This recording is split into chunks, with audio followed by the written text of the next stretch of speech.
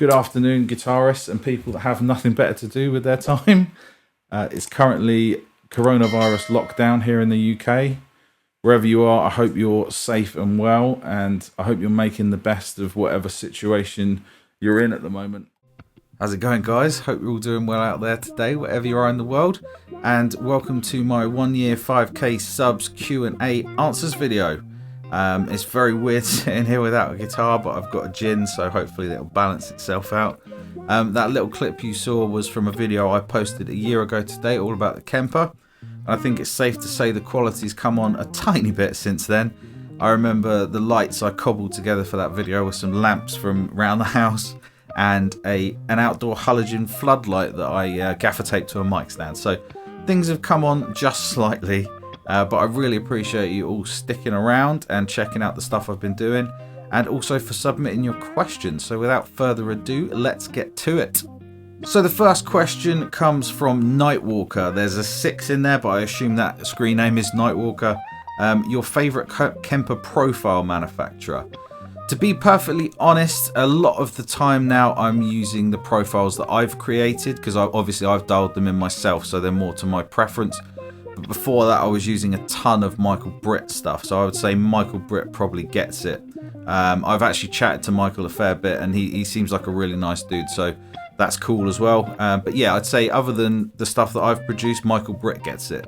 The next one is from Caleb Humphrey, and his questions are: what is your favourite guitar and why, and what got you into playing? My favourite guitar probably is my red Les Paul Studio that you've seen me with a lot on the channel. It's just one of those guitars that sort of fits like a glove.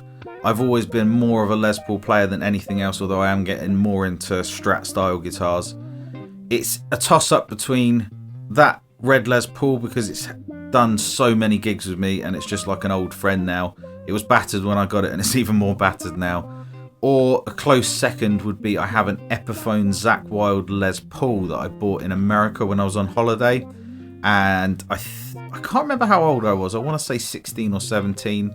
And I gigged it non-stop from the age of 17. Basically until I got that Les Paul Studio, and then the Studio took over because it was a bit lighter and also a little bit more neutral. If I'm ever doing wedding gigs and stuff, it's not so leery. So a toss-up between those two. The next part of the question is what got you into playing, and overarchingly it was my dad. He was a professional musician from when I was very young. I always used to go to gigs, and from as far back as I can remember, to be honest, I've always wanted to do music, be a musician. So my dad's got a lot to answer for. This one's from Spookshill Joe. If you had just $500 US, what guitar would you buy? This is the only question I've done any kind of prep for, because I don't really keep up on new releases of guitars as much as I do like pedals and amps and things for whatever reason. And also because I'm in the UK, I wasn't sure what prices were doing out there.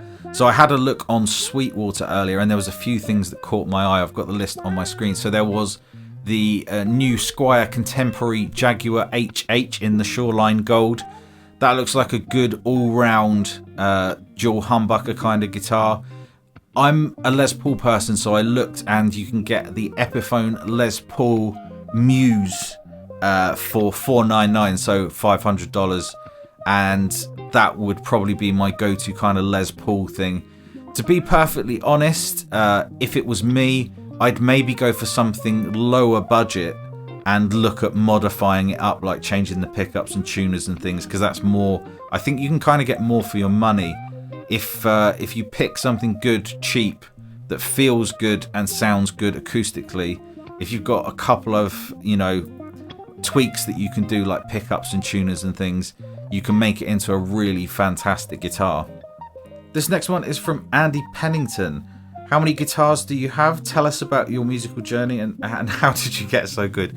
Well, I don't regard myself as being so good, but that's very kind of you, Andy. So, how many guitars do you have? It's more than 15, but less than 20 as far as I know. I've got a few stored in the attic at my parents' house that are just sentimental. They aren't worth anything. And I think I've got 1 or 2 in the loft at this house as well. Probably 20-ish if you include the bass. It probably can sound like a lot, but obviously I've been playing now for well over 10 years, and you do kind of accumulate things as you go. And I know people that have 3 or 4 times that kind of collection. Tell us about your musical journey. So, as I touched on briefly before, I'll do this quickly because it could take forever. My dad was obviously a massive influence on me. We had great music around the house growing up. Got into bands like The Police, Stray Cats, Gary Moore. That was all from my dad. Bands like Wet Wet Wet, Status Quo. And then as I got older and started playing more guitar, I got more into rock and metal stuff when I was a teenager. Into the like virtuoso stuff, the normal Steve Vai, Satriani, Zakk Wylde, and then sort of onto like Dream Theater and stuff. I went through a massive like prog phase with like Dream Theater and Tool, stuff like that. And then as I got older and started doing sort of more gigs, I then got into like sort of funk kind of stuff and some Motown. And so my playing sort of an amalgamation of that. I started gigging in pubs when I was definitely too young to drink, so maybe like 16. So gigged a lot with pub bands and things, and then did a few originals projects, and then got more into, like, as it sort of became more my job, I got more into doing like the wedding scene, corporate stuff, functions, because being brutally honest, that's where the money is. So I got into that scene, doing that while still doing pub gigs and stuff on the side. And then I ended up working on cruise ships as a musician for a few years, which was very cool. So I did cruise ships for a few years. I worked on ferries, just doing like to and from Amsterdam in a band. If there's a gig out there, I've probably done it. I actually did a few gigs with Toyah Willcox a few years ago, and then my gig that started just before the pandemic, which was really unfortunate, was working for a theatre production company, so doing like tribute shows and stuff, and the main one is a Michael Jackson, which is amazing because the music is just so great, and I was into a lot of his music before, but actually having to get the parts right and go through all the back catalogue makes you realise, how good that material was. And now I sit in my room and play guitar on YouTube. So that's my musical career in a nutshell. These next questions are from the Tone Lounge. If you haven't seen the Tone Lounge YouTube channel, I urge you to check it out. Jonathan that runs the channel is a top dude, and he was one of the first people I think that I sort of got to know that does this kind of thing outside of YouTube. So go check him out. He's left a whole list of questions. I'll just pick a couple out, otherwise we'll be here forever. So what big YouTube channel would you like to collab with, other than your good self? I would probably, Pete Thorne, probably. He's the original like YouTube gear nerd. That'd be amazing. I love Rhett Scholl's channel. He seems like a nice dude as well. On thinking about a UK level, I'd love to do something with Andertons at some point. They seem like a great bunch of guys, and again, sort of influenced that early YouTube gear phenomenon as well. So I think that would be really cool. Let's have a look. What one amp would you love to add to your arsenal? Since watching your videos, probably a Vox AC style amp. I don't know, it's really difficult. I go through such phases with amps. 1 minute I'm really into like high gain Marshall kind of things, then I want like a crystal clean amp. So there's nothing that's on my radar specifically, but I'm always on the hunt for the perfect amp. Cheap guitar and an expensive amp, or an expensive guitar and a cheap amp? I would always go for a cheap guitar and an expensive amp, provided the guitar wasn't a total pig. As long as the guitar could play and sounded decent, a good amp will do a lot of the heavy lifting. A lot of cheap amps are very uninspiring to play, and just don't sound very good. So yeah, I would go for cheap guitar, expensive amp. Would you go for boutique or vintage gear? That's a really good question. I would go boutique, because a lot of the vintage stuff out there, you're paying for the name. I've played some like vintage guitars and it's like they're fine, but they're nothing special. You're paying for that history and the provenance that comes with owning a vintage piece. I know people that collect like vintage amps, and every time they buy one they have to spend a few £100s just getting it up and running reliably. So I'd go for more of a boutique vibe, something that's had a bit more attention to detail and is perhaps a bit more consistent. Favorite brand of strings? Elixir.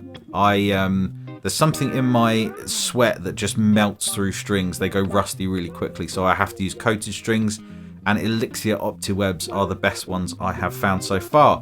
And finally, when are we going to do a video together? We will absolutely hook that up in the near future, mate. We'll definitely get something on the go. I don't know what it will be, but we'll think of something. This one comes in from PM, and it says, congrats on the 5k subs. My question is, when are you going to marry your washing machine? If you don't know what he's talking about, I recently did a video jamming along to my washing machine. I'm not planning on marrying it anytime soon, but you never know. This next question is from Joe Green. Joe Green is a close personal friend of mine. He's also my webmaster, general tech consultant, and all other kinds of stuff. What's your favourite pedal from the ones that you've had sent to you or purchased over the last year? That is a good question, and I wish I'd have given it more thought before filming this. Off the top of my head, I really enjoyed the Valbrook Kaluna, the Valve overdrive pedal. That's pretty splendid. I bought a DoD looking glass in the last year that is pretty much my go-to low gain overdrive now. It's sort of kicked everything else off the board. So probably one of those, or the Friedman small box pedal. I know that's not a very exact answer, but probably one of those, and there's probably stuff I'm forgetting. Oh, I really liked the Wampler Ratsbane as well. You can never have too many pedals. This next question is from Ray. Ray is a top dude. He's been hanging around the channel for a good while now, and we've chatted a bit on Instagram. Hi Dan, congratulations, over 5,000. You deserve it. Thank you very much, mate. How old were you when you started playing guitar, and did you play another instrument before that? As I said, I think I was around 12 when I started playing seriously, but before that I had like a 3/4 sized electric and messed around on it, but I wouldn't say I ever really played properly. And did you play another instrument before that? No. I always gravitated towards guitar. I'm not sure why. My dad was more of a drummer and a singer, although he did play a bit of guitar. He showed me my first chords, and it just kind of progressed from there. So yeah, always guitar. I've played a lot of bass and played bass with different bands and things. So guitar and bass, I would say now, but nothing else. I can just about hold a beat behind the kit, but that's about it. This next question is from Nesko Bijik. I'm sorry if I'm butchering your name, my friend. Hi Dan, congratulations on 5k subs. Thank you very much. I see you have a Morgan amp. What model is it? And if you can tell me more about the amp, how do you like it using it as a pedal platform? So that amp behind me there is a Morgan SW50R, and it's a recent acquisition. It came up at a very good price, and I couldn't really turn it down. I've been doing a lot of gear trading, buying and selling, and that just came up at the right time. It's a really cool amp. Unfortunately, I haven't had the opportunity to like crank it up properly yet because no gigs and things like that. But I've got a rehearsal room booked over the weekend. I'm going to try a few amps at volume. It seems a very cool amp. I'm not sure if it's a keeper. It's got its own sound, and I'm not sure if it's the sound for me. It works fabulously as a pedal platform. It can be clean as a whistle or get that nice real edge of breakup thing that I like for using pedals.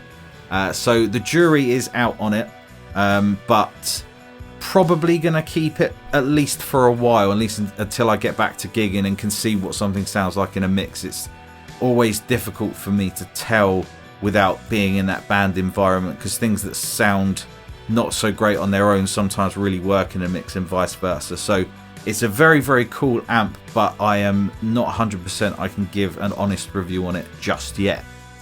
From Barry Jones, this is a bit off topic, but as a Kemper user, I remember you had a problem with yours. What was it, so I can look out for it?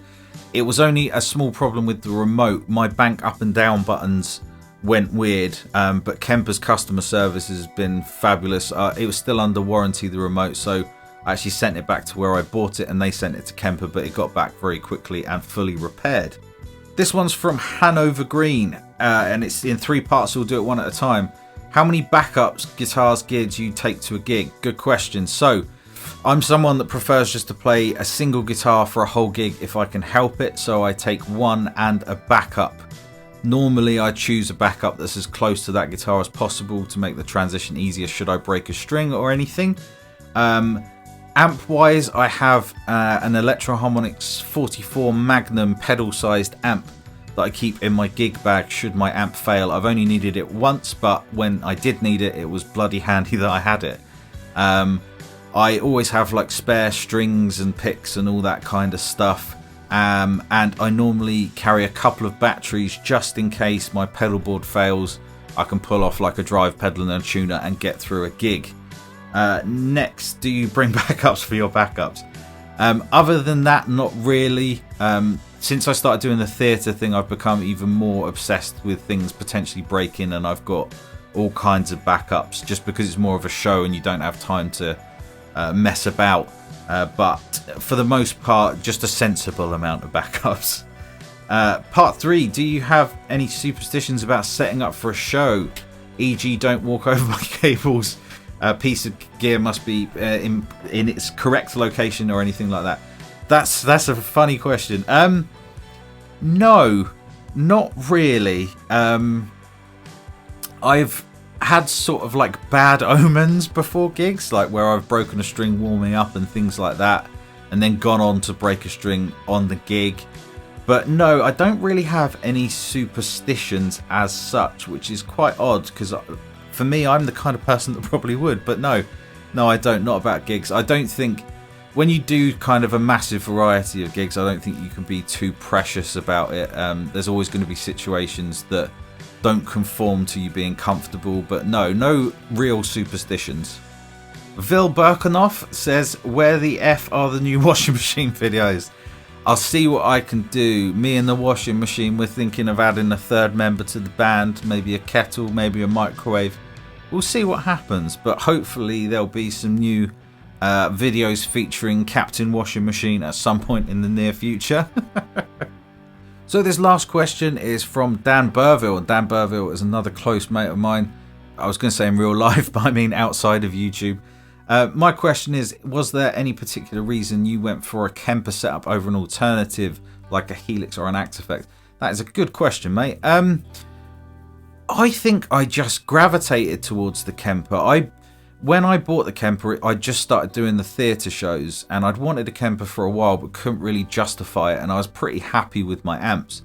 But when you move into that sort of theatre world, it's all about consistency and reliability, and also it looked like we were going to be jumping from different shows, so different types of music, like almost one day after the other. So I needed something that was as flexible as possible, and the Kemper just grabbed me. I think it was like I really liked the workflow, and I played a Kemper a few times and really enjoyed the way that it felt. And that's not saying the others don't feel good, it's just the Kemper had something that I gravitated towards, and I still really, really love it. Like, I have no plans to move away from the Kemper as my main gigging rig or recording rig. I've got the HX Stomp and the Boss GT1000 Core, which are both fantastic units, but they're more small footprint, grab and go kind of things. For the main event, the Kemper's still my go-to thing. I would like to try some of the new Axe Effects stuff because I haven't really tried any fractal stuff in the past. So I'd like to give that a go, but to me, the Kemper is still my main squeeze when it comes to modelling or profiling. So that was my first Q&A video for YouTube. Who knows, it might be the last, it might be the first of many, we'll see what happens. Thanks so much for your questions and hanging out with me on an extended basis. It really means a lot. I wouldn't be doing this stuff if you guys weren't out there watching and leaving comments and stuff. So it really means the world. It's given me such a good outlet to have through all of this pandemic and not gigging and stuff. So yeah, it's awesome. I will continue making these videos as long as you guys want them. and we'll see what happens. So whatever you're doing with the rest of your day, guys, I hope it's a good one. Grab yourself a drink this evening. I certainly am. And I'll see you in the next video. Cheers.